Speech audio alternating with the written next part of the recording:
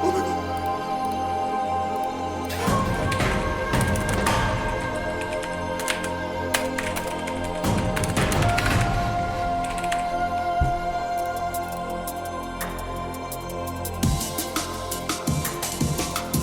Oh my fucking god.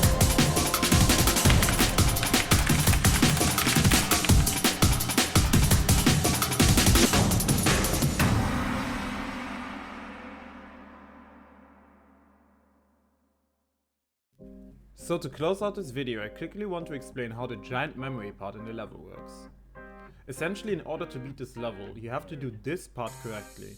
And the reason why it is so important is because it is randomized every single attempt. Now if you look at the memory part itself, you cannot know what the correct path is in order to beat the level in the end. You can in theory just choose any part and pass all the gameplay that comes afterwards, but if you do, you will die at 98, leaving you in tears for the rest of your life.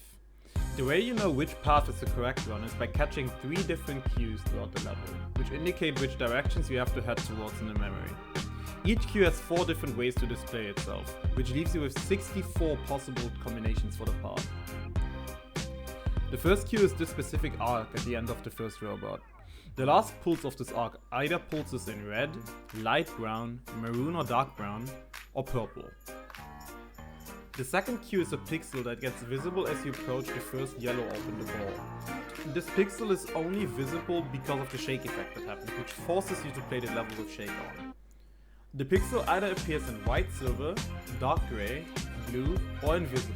And especially for the invisible pixel, I can highly recommend to double check it because the pixel sometimes has the tendency to be sneaky and hard to catch even when going frame by frame.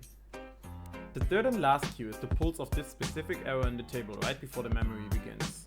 This arrow either pulses in red, yellow, light blue or green 3 times. Now that you know each cue, you need to know what to start with it. That's what this document and this cue calculator is for. The way I collected everything was to wait out until the last cue pulses and then pause and clip the attempt using a hotkey. Once I've done that, I would examine the video for cues and do everything I said before. Because the memory consists of 16 different directions of up, middle and down, it would be unreasonable to memorize the entire pattern and pull it off in one go. So what I did was to memorize different bits of it and then pause in between to memorize the next pattern. The big wave part that comes after is completely unaffected by the memory, but there's only one path you can take there. If you choose any other path, you will die at the end of that part. I hope I could explain everything well enough. I have linked every single thing I used in the description if you want to give it a hand yourself, which I heavily discourage you from doing. With that being said, thanks for watching and see you in the next one. Peace out, guys.